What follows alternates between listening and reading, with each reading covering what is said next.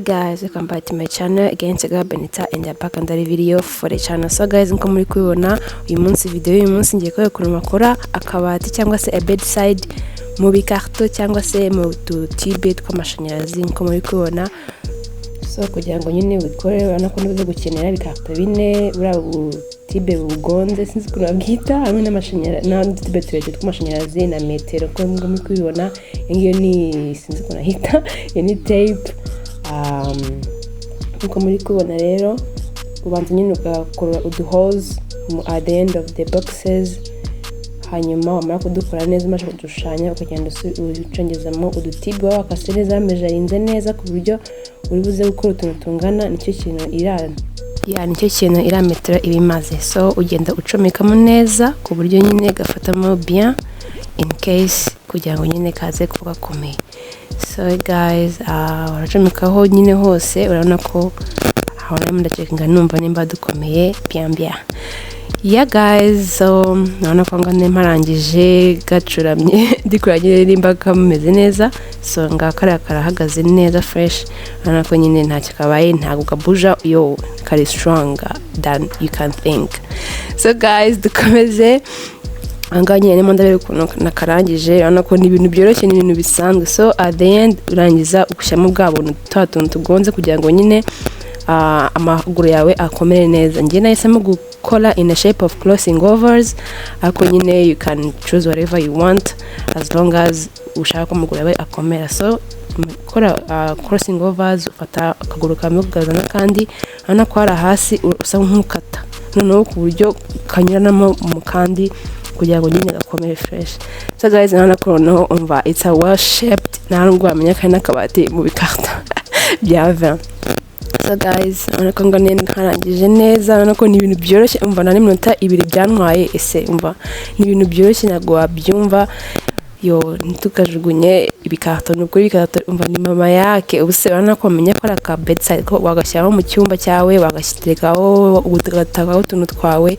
Yo I can't wait to show you at the end of it. Make sure umva muze kwireba muri kuntu kugatereka mu cyumba cyawe cyangwa se ahandi hantu hose ushaka ugateguraho utuntu twawe umva ni mama yake kabisa.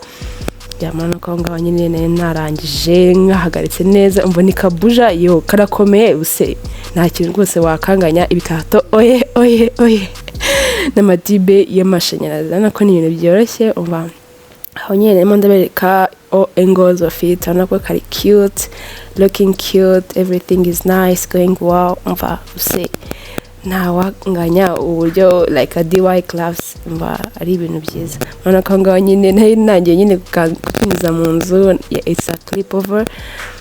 Urabona ko umva ngaho nemo ndabasezera ngaho kari kagihagaze yo se ubu koko wambwira ko ubu ngubu karusha iki ubura bundi ntibigoye kubibona so easy.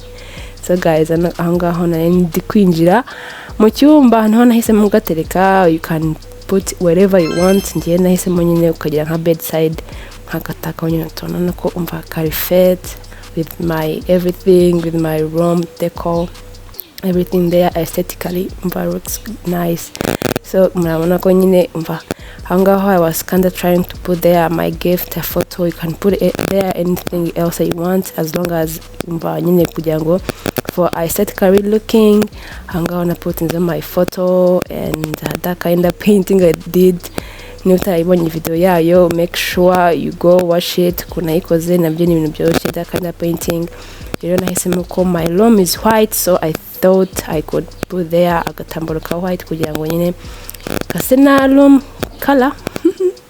So yeah, aho ngaho nyine nibyo nahisemo you can put there agatambaro cyangwa se ukakareba uko bishaka umva nyine uko wumva ubishaka mu mutwe wawe as long as nothing there can change. Cyane uko nahisemo gashyira agatambaro kugira ngo mbe na matchinga na color of my room which is white. I need to twagira nkirakana. So guys, na kinda coats zanjye niki hari aho nyine wakinsatinga any kind of decorations ushaka yo mananje yo shana mwakumva ukuntu byaje gutoka mu ndebe kuno gasa neza. Ubuse ni iki kindi cyanganyisha gukora like ibikarto yo ibikarto umva ni mama yake, ni ibintu byoroshye, ntabwo bize bintu n'iminota 3 n'ukuri ukaba urarangije. Voilà, bye.